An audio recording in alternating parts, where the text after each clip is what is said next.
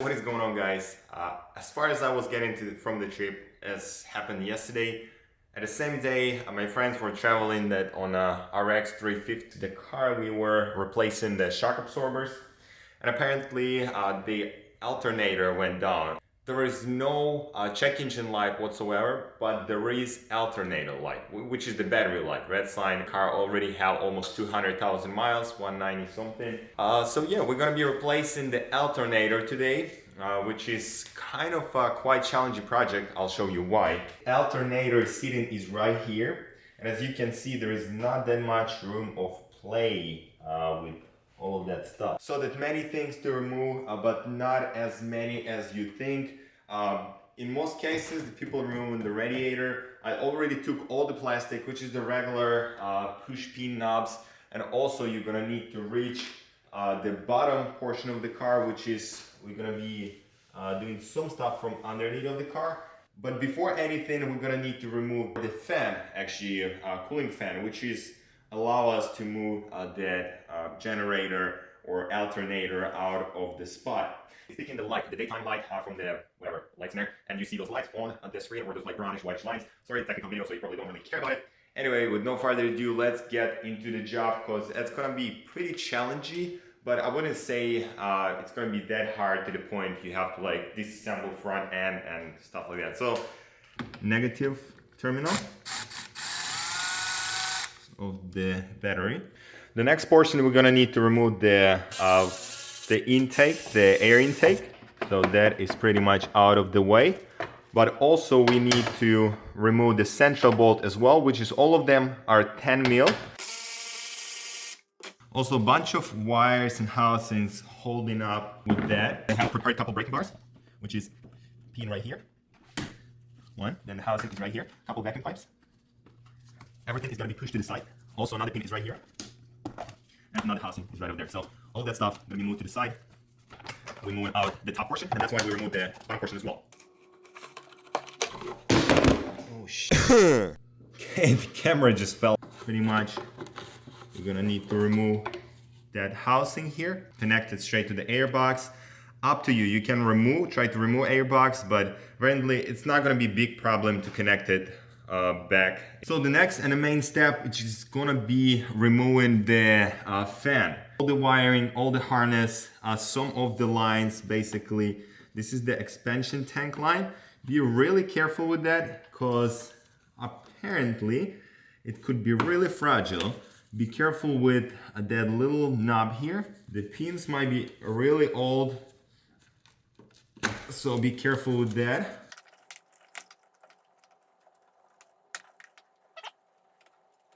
As far as you can see, I moved that pipe here, which is only connected to the expansion tank. You don't have to do anything with that. And the only thing is on the way of the removing the fan is going to be two bolts at the top, which is one is right over here, and the second one right behind the expansion tank. The next step is going to be under the car. We're going to need to remove some housings, which is going to be on the way connected to the same kind of knob system, and two more bolts at the bottom. At the same exact direction, going to be at the bottom there. So we're going to need to remove the shield, the plastic shield, and pretty much we're going to be building. Those lines, I'm not sure with the focus. Those lines have to be moved out from the clamp in there, as well as there's gonna be couple bolts on both sides. So the next step is gonna be simply removing two top bolts. We remove the bottom one. As far as you remove everything, there is pretty much nothing on the way except this wire. So you can fish it to the side. And be careful with the knob here, because it's not cool if you're going to break it. The only thing is at the bottom, it's a connector, which is connected to the alternator itself, so you gotta remove it as well.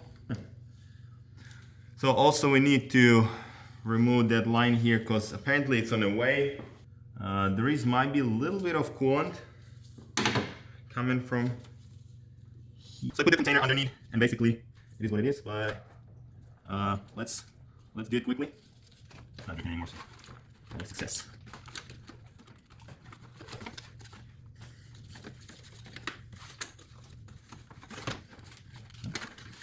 Voila. Go ahead and connect mine back. So basically, to get to the tensioner and to reinstall the belt itself, we're gonna need to remove the wheel, which is, everybody know how to do it. You have that triangle here, which is covering the side, with the belt and everything. There is more than enough space to play with. Also, whenever you're gonna be installing belt back, that's gonna be the spot. But make sure you are remember the position of the belt. Anyway, you pretty much can see what is going on in there. Right here is our tensioner, which is the second from the top. Take it off the belt and then remove the alternator, which is gonna be another couple more steps to remove it. It's not the easiest way, but anyway, let's get into it. We got that kind of structure with the wrench. We got into it, 14 millimeter. A motion to the front toward the interior. So the next step is bolt over there, right at the top of the flashlight. The second one gonna be at the bottom. I'm not gonna be able to show you that. And the third one, which is pretty much impossible to see, which is gonna be behind the alternator, which is gonna be somewhere down there. For that one, we're gonna need to remove the engine oil measurement device, whatever. We might gonna need to bend a little bit of the AC line here. We need to remove the wire here, right over there. Then another connector, which is the positive terminal right there. And pretty much that's it. So I'll start working with that, and you guys can follow me through it. So first bolt is right here. It's pretty easy to reach it. So it's really hard to show you where is that. But apparently this is the bolt. It's got a little oil on it. I have no idea why. Might be I pull out the wrong one. But anyway, it's not that much place to play in there. So it's more than enough to use the long socket. We get to the point, we remove the last bolt, which is freaking tough as hell.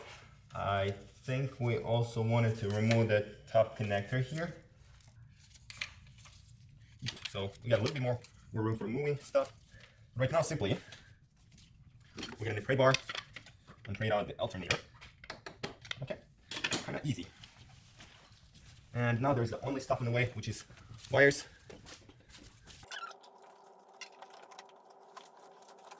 AC.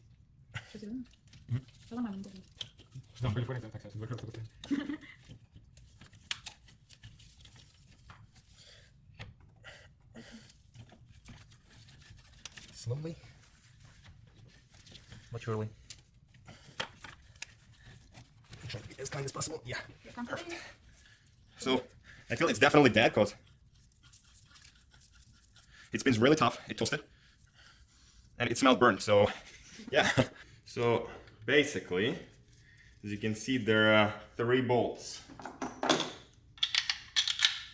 which is kind of a bummer because the last one, this one, is like extremely hard to like unscrew it because it's on the way of the exhaust, the manifold.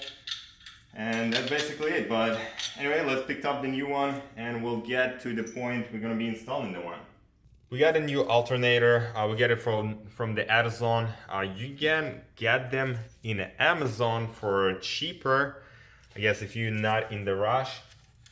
But we were in the rush, so we get one from the Amazon. And this one gonna cost you roughly from $180 up to like $220. Depends on the brand and the condition, because you can get the refurbished one. Also, you can check the old one. Just bring it to the AutoZone, and basically you're gonna be able, they're gonna be able to check it out for you. And they give you money if you return the old one. Perfect. Good job. So they're gonna get you the rebate. Anyway, with that being said, let's get the first bolt. That's gonna be the top one, since that's gonna be the easiest to fit it in. And as far as the top one gonna be on the spot, basically the other bolts gonna be pretty much the other holes gonna be like more exposed. After all, the smallest one, it's gonna be really hard to fish it in, but as far as you're gonna get it in, that's gonna be kind of a voila. And the second one, the bottom one, which is not that big of a deal, it's gonna be like lots of play, wiggle it, because it's gonna be hard to fit it in a hole since they're really tight spots. But yeah, I'm not gonna be showing on a video how do you deal with those guys. As far as you remove them, you have an idea where they're going in, because we were not able to show you how did we remove these 2 bolts because the spot's really tight. Anyway, I'll see you in a second. I did not show you how did I put everything back. Pretty much, you know, the thread, you get it back as you remove it. So as far for a tensioner, there was another thing, because you're definitely gonna need to two-person. It's just really hard to put the thing back. You gotta constantly keep it somebody under the car to basically press and hold the belt, and somebody else from the top to just pull in the tensioner itself. But anyway, the problem was the red light on dash, so we're gonna be starting the car right now. Apparently, I'm gonna be checking if we didn't forget anything. We had our two pipes, which was disconnected from the cooling line. Then all of the connectors, I checked it twice. We didn't had any leftovers of the bolts, which is great. And that's it. So let's start the car and we'll see what's up. So that's the car. We usually have a battery sign on the dash here, 196, which is a lot. For that car, it's pretty good. It's just first life is getting to the end, but the second life is only starting. So another problem from the same kind of symptoms, it could be starter, which is, it's not gonna be with the battery sign, but it also in that mileage, you're usually getting like alternator, starter, and pretty much that's it. That's all what you need for those cars. Toyota, Lexus, in years of from 2000 all the way to 2010. Awesome cars, awesome engines. If you guys want a reliable car, just go ahead and purchase Lexus or Toyota, but definitely do the PPI, professional pre-purchase inspection. For that video, I'm gonna be making it, so it's gonna be future video. If that's gonna be up, it's gonna be here in at the end of the video or in the description below. Anyway guys, if you like the video, please put the thumbs up button there, subscribe my channel, and leave me a comment below. I'll see you in the next one.